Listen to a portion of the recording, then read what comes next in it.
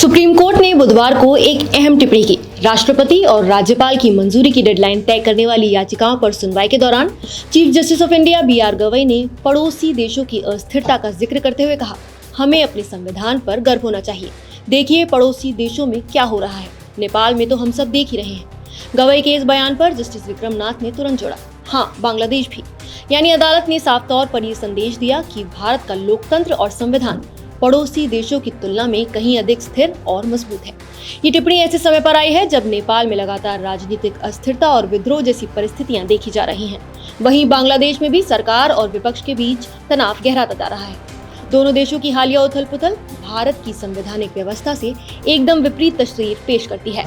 दिलचस्प बात ये रही कि अदालत में सॉलिसिटर जनरल तुषार मेहता ने ये तर्क दिया था कि 1970 से अब तक सिर्फ 20 बिल राष्ट्रपति के पास लंबित रहे और 90% बिल एक महीने में मंजूरी पा जाते हैं। लेकिन CJI गवई ने इस पर सवाल उठाते हुए कहा कि केवल आंकड़ों से निष्कर्ष नहीं निकाले जा सकते। इससे पहले की सुनवाइयों में कई राज्यों और केंद्र सरकार ने अपने अपने तर्क रखे। 9 सितंबर को कर्नाटक सरकार ने कहा था कि राष्ट्रपति और राज्यपाल सिर्फ नाम मात्र के प्रमुख हैं और मंत्री परिषद की सलाह पर ही काम करने के लिए बाध्य है। 3 सितंबर को पश्चिम बंगाल सरकार ने दलील दी थी कि बिल जनता की इच्छा का प्रतीक है और राज्यपालों को उस पर तुरंत फैसला लेना चाहिए क्योंकि उनके पास मंजूरी रोकने का अधिकार नहीं है। वहीं 26 अगस्त को भाजपा शासित राज्यों ने कहा था कि सुप्रीम कोर्ट समय सीमा तय नहीं कर सकती। इस पर चीफ जस्टिस गवई ने तीखा सवाल किया था कि अगर कोई राज्यपाल 2020 से 2025 तक बिलों पर रोक लगाए रखे तो क्या सुप्रीम कोर्ट चुपचाप बैठा रहेगा।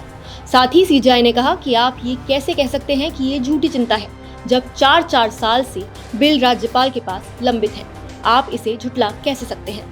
तुषार मेहता ने अपनी दलील में ये भी कहा कि राज्यपाल कोई सुपर चीफ मिनिस्टर नहीं है, उनके पास बिल रोकने का अधिकार तभी है जब उसमें कोई गंभीर असंवैधानिक तत्व हो। ये शक्ति मनमाने तरीके से इस्तेमाल नहीं की जा सकती। दरअसल विवाद की जड़ तमिलनाडु से जुड़ी है, जहां राज्यपाल ने विधानसभा में पारित कई बिल रोक कर रखे थे। सुप्रीम कोर्ट ने इसी साल 8 अप्रैल को साफ कहा था कि राज्यपाल के पास कोई वीटो पावर नहीं है और अगर वो बिल राष्ट्रपति को भेजते हैं तो राष्ट्रपति को 3 महीने के भीतर फैसला लेना होगा। इस फैसले के बाद राष्ट्रपति ने कोर्ट से राय मांगते हुए 14 सवाल भी उठाए थे। यानी संवैधानिक बहस अपनी जगह है, लेकिन इसके बीच सुप्रीम कोर्ट की ये टिप्पणी खास मायने रखती है। अदालत ने न सिर्फ भारत के संविधान की मजबूती को रेखांकित किया, बल्कि पड़ोसी देशों की अस्थिरता का हवाला देकर ये भी स्पष्ट कर दिया कि लोकतंत्र और स्थिर शासन व्यवस्था भारत की सबसे बड़ी ताकत है। आपकी इस मसले पर क्या राय है, हमें कमेंट करके जरूर बताइए। नमस्कार, मैं हूं मानक गुप्ता।